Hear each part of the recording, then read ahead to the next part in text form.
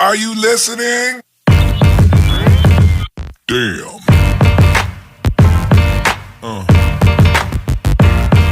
Yeah. Yeah.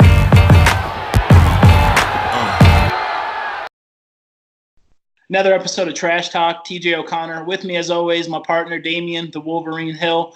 We're joined tonight by Sammy the Bull Breuer, 4-0, bad dude, fighting Saturday, November 2nd for PRFC 15 for the 145-pound amateur title against Kyle Zvang. Trash Talk is sponsored as always by Mile High CBD, Valhalla Combat Sports Incorporated, and Ink Shrinks Tattoo. How you doing tonight, Sam? I'm doing great. How are you guys? Doing good. Glad to have you back on the show, and back on the show before a title fight. You know, the last fight was for a number one contendership for the 145-pound belt for Three Rivers Throwdown, and now you're going to be fighting for the title for PRFC. How's that got to be feeling, you know, knowing that you're the number one ranked guy for two promotions?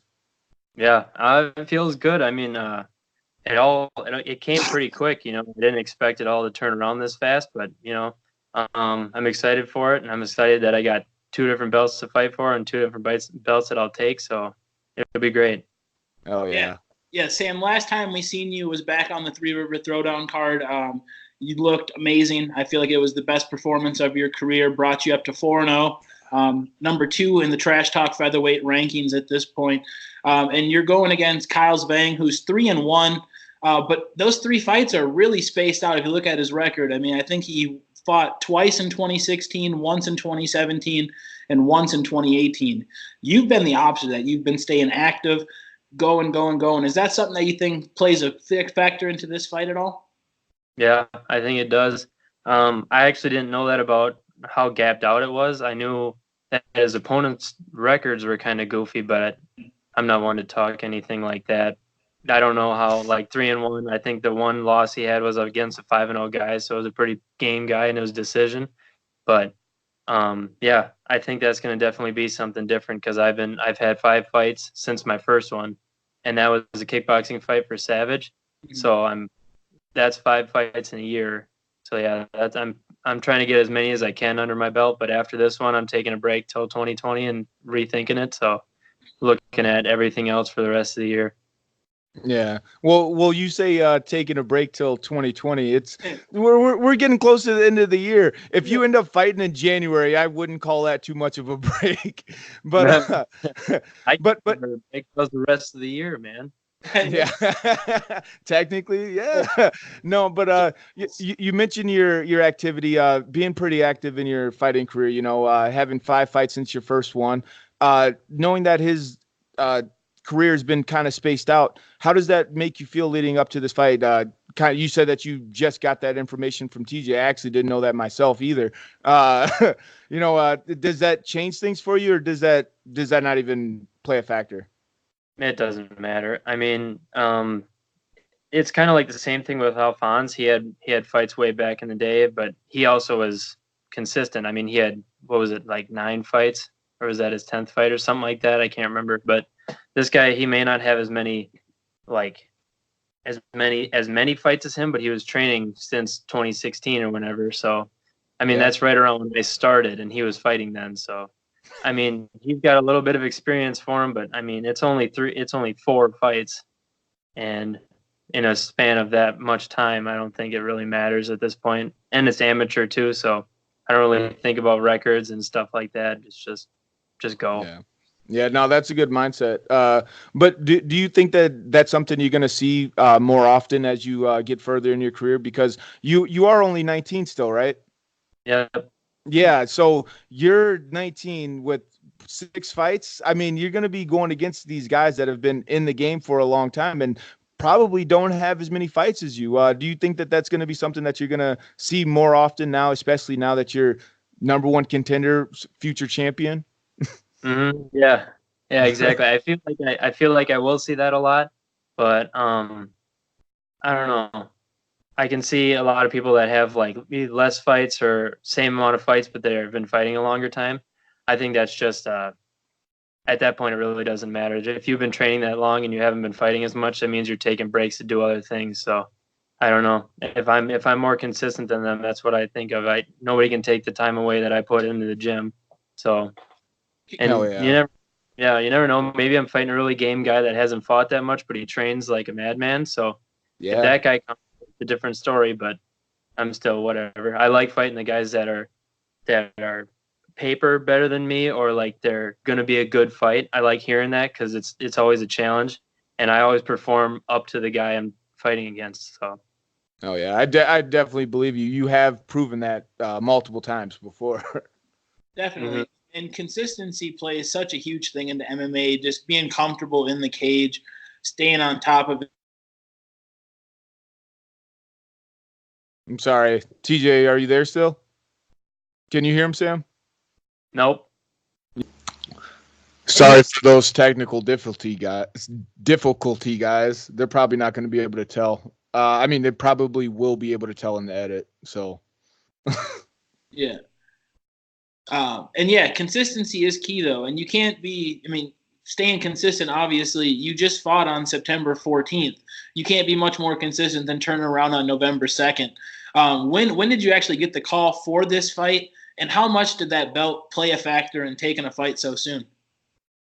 Well, honestly, I thought I was going to get that shot for that belt anyway sometime. And then I saw that Jake Clip posted like need a fighter for, and then he named a couple weights and records, and then like this one's for a title fight, and it was 145, and I was like, what the hell? Yeah, I'll take that. And I texted Eric Anderson, and he texted Jake, and I got on, and then I posted that. I don't know if you saw that GIF I posted of Conor McGregor saying sign me up, because I wrote down getting in. So I was like, yeah, I'm down. I mean, it's the weight I'm gonna be going down to, which we'll see how long that lasts, but it's the weight I'm going down to for now. So why not? I mean, I'm right here. Yeah. How much attention did you pay to the name that was next to the title fight offer? Or did you just see title? Just a title. Hell yeah. I love that, man. It's like there's goals and there's things that need to be accomplished, especially like as an amateur. It's like not everybody needs to get to a belt, but if you're gonna try to see how it's gonna feel as a pro, I mean, this is where to get it done at, and snatch up as many belts as you can. Yeah, exactly. That's my goal. But yeah, And we'll work too right now. Maybe if another one comes around in between, I'll jump on that. But. Hell yeah. I like it, and just staying hungry, and then I like how you're just willing to fight no matter who it is, and that obviously shows when you mention you've had 5 fights in the last calendar year. This will be fight number 6 for you. Short notice. I mean, I guess you could say I'm about 6 weeks for this camp. I'd feel like. What has the camp been like for you transitioning from that just fighting? I'm assuming your cardio carried right over into this camp, right? Yeah, cardio definitely carried right over, but it. Got to be honest, when it comes to a fighter's world, there's ups and downs, and this camp has been not the greatest. But I was talking to Nick Ammerman, and Nick Ammerman is one of those guys. When you talk to him, you can't complain too much, but he lets you in. He lets you talk about what you're feeling. And after talking to him, he just said, "Just turn the fucking switch on when you get in there." So I'm going to do that. I'm going to turn it on when I get there, and I don't care about the camp. I'm ready. I'm ready from September 14th, and this camp hasn't been bad. There's been other things going on that has been drawn focus away. So, and that's the fighter's world. So I'm not too upset and I'm not too nervous about it. It's something that happens, but like Nick says, punch that time card when you get there, and that's what I'm going to do. So. Oh yeah. I mean, and that's one of the things you said, that's a fighter's life. That's some of the things that are going to come up when you have big fights coming on, especially like as you get older and you're still pursuing a fighting career. Yeah. I myself don't have any kids, but from the people that I do know that are at the pro level that have, 27, 33 years old, in between that age, and their kid is turning 5, they got ball games to go to. They got high school plays, even some of these guys, I mean, there's certain things that play a factor that outside of the cage, that keeps guys away, and you're still young, and there's gonna be things that come up, and dude, there's going to be so much more. And to know that you already have that mindset, yeah, go in there, you punch that ticket. You have a great advisor like Nick Ammerman, giving you great advice like that, because that's ultimately what it comes down to is if you can just click that switch, the training's already there. You've proven it in all of your other fights, man. Yeah, and I'm consistent enough where it's not like I got fat and I can't run a mile, I'm in condition. It's the mental game that I got to play with. Like once everything turns around and not everybody's at the gym that you want there when you're training, it's just a mental switch you got to turn on. So I'm not worried at all. Yeah. I mean, that does change a little bit of things because TJ and I have seen it too, where we're getting ready for a big fight for ourselves and everybody else at the gym is all doing the same thing. And then take a fight right away. And then there's some guys that, I want a week off, or they have family themselves, it's not even them that wants to take the week off or a few weeks off, it's like they have other obligations too. And when you don't have the training partners in the gym, that does affect a little bit mentally. But I mean, now that's going to be one of those tests that you might have to face leading up to this fight. And that's one of the things that's so great about the amateur career is that, you get to find out what you're made of. And honestly, I don't think you have too much to worry about from the skill set, the skill level, the guys that you've been training with, and the fact that you've been so active, do you think that that's just going to carry you right on into this fight? I mean, no matter what training camp has been like, you didn't say that it was been completely terrible, but might not have been the way that you wanted to go. But do you feel like you're just carrying some of that momentum into this fight anyway? Yeah. I mean, if you think about it too much, it just gets kind of overwhelming. So I think, it's a fight. I've done it already. I may not have all the experience in the world, but, it's the same thing every time. It's a different guy. And when you think about it, who you're training with, it helps you, but who gets in the cage with you? That's exactly what Nick says. It's you and that other guy, and that other guy is the problem. You got to get him out of there. So yeah. Oh, yeah. I mean, you just carry it over. That's it. Yeah. Make it simple, keep it simple, and victory is simple. Definitely. I mean, exactly. At the end of the day, you're going to get into a cage wearing shorts with your hands taped with gloves over that. I mean, the rest doesn't matter. I mean, like you said, you the work's been done. You know how to fight. The cardio is carrying over. You've been putting in the work by yourself doing the cardio. So, I mean, this fight, like I said, it transitions into itself here. Is this going to be your first time going 5 rounds in a fight? Pure FC does not do 5 rounds. They do 3-round championship fights. Okay, yeah. That's Jake's personal belief. So, I mean, it's fine with me. I mean, yeah. I could do 5 rounds if I needed to, but 3 rounds, that's even better. I'll just make it shorter. Yeah. Well, back when I was fighting amateur, the rule was in Minnesota also that amateur title fights were still 3 rounds. Yep. I remember being gassed as fuck at the end of that 3rd round. I was praying to God that, oh my God, thank you that you blessed me so much with the fact that this fight was only 3 rounds. Yeah. And then it after that is when I started like, okay, maybe my cardio isn't as good as I thought. Yeah. But yeah, so knowing that this fight is only 3 rounds, but you're going to be getting a title after this fight, and not all promotions do that. Have you been training for 5-round fights, knowing that anytime that you step in now or get called up, potentially will be either to defend your title or to fight for a new title? Yeah. Well, I've kind of been training throughout my career. So far, I've been training for 5 rounds because if you train more than what you're actually going to fight, that's your ideal thing. So once it gets close, like maybe I should start training like 10 rounds or something, probably, get above so you can back down. Hell yeah. I love that, dude. I love that. I definitely love your mindset going into this fight. And I look forward to seeing, what this performance brings for you. I appreciate you taking the time to talk with us, especially during fight week. I mean, I know the fight is this upcoming, it was this Saturday, correct? Yeah. Yeah, so definitely appreciate you talking to us. Just before we wrap this up tonight, is there anybody that you want to give a special shout out to, sponsors, teammates, anybody outside the gym that's been there for you? I'll go sponsors right away. I got 5'7" Gym in La Crescent, Uriah Hayes, and they're building. It's mainly a hockey gym, but it's kind of got the CrossFit vibe going for it. It's all free weights and everything. and it's right in the Crescent. I know them really well, and I go over there, and it's just a great place to be. And it's small, and it's right in town, so it's good for everybody in the area and everybody that wants to travel for hockey-related workouts. That's definitely where you want to go. I mean, I didn't play hockey, but it's still a fun to watch. So they're tough guys. It's kind of like the same world I'm in, but I got Upstream International. It's that same missionary group that's going. They all live in Haiti now, and they're helping out everywhere.